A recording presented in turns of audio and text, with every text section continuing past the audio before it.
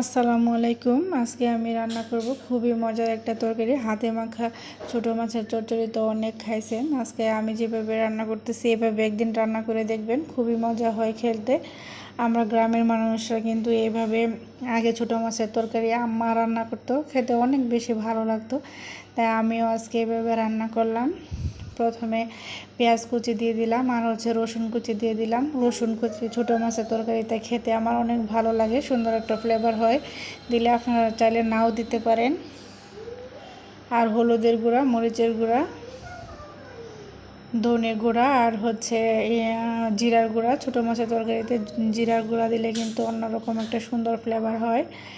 আর sauce, ধনে সসটা আমি রাঁধুনি সস, মিষ্টি সস আর মৌরি, তিনটা একসাথে মিক্সড করে গুঁড়া করে নিছি। আর দিয়ে দিলাম সরিষার তেল। সরিষার তেল দিয়ে রান্নাটা করলে ছোটো মাছের তরকারির টেস্টটাই চেঞ্জ হয়ে যায়।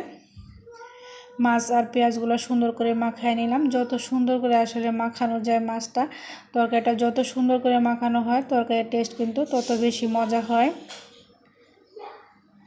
এখন দিয়ে দিলাম ডাটা। কচি ডাটাগুলো কিন্তু খেতে অনেক বেশি ভালো লাগে। ডাটাগুলো কিন্তু অনেক কচি ছিল, এই জন্য আমি আর ভাপ দিই নাই, চিকন চিকন করে কেটে দিয়ে দিছি। এখন ভালো করে মাখায় তরকারিটা এত টেস্ট হয়েছিল। আপনারা এইভাবে একদিন রান্নাটা করে দেখবেন, খুবই মজা হয় এইভাবে রান্নাটা করলে। এখন সুন্দর করে তরকারিটা আমার মাখানো হয়ে গেছে। এখন আমি পরিমাণ মতো পানি দিয়ে দিব। বেশি পানি দেওয়া যাবে না, একদম মাখা মাখা করে পানিটা দিব, কারণ ডাটাগুলো খুবই কচি, আবার চিকন চিকন করে কাটা আছে, তো তাড়াতাড়ি সিদ্ধ হয়ে যাবে অল্প পানিতেই। বেশি পানি দিলে তরকারির টেস্টও নষ্ট হয়ে যায় আর কালারও নষ্ট হয়ে যায়। আর একটু সামান্য পানি লাগবে, আর অল্প একটু পানি দিব, দিয়ে ঢেকে দিব। আমার রান্নাগুলো যদি ভালো লাগে তাহলে আমার চ্যানেলটা সাবস্ক্রাইব করবেন।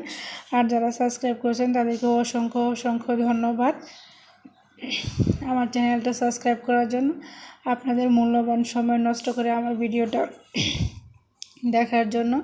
এই পর্যায়ে দিয়ে দিলাম কাঁচামরিচ। কাঁচামরিচ দিয়ে ঢেকে দেব। এরপরে আর ঢাকনাটা খুলব না, তাহলে সুন্দর একটা ফ্লেভার থাকে তরকারিতে। তরকারিটা আমার হয়ে গেছে। এরকম একটু মাখা মাখা রাখবো। মাছগুলো খুবই ফ্রেশ, টাটকা, একদম টাটকা ছিল, এই জন্য একটু মাখা মাখা রাখবো। খেতে কিন্তু অনেক বেশি ভালো লাগবে। তরকারিটা হয়ে গেছে। তরকারির কালারটা কিন্তু খুবই সুন্দর আসছিল, এখানে এতটা বোঝা যাচ্ছে না। সবাই ভালো থাকবেন, আমাদের জন্য দোয়া করবেন। আল্লাহ হাফেজ।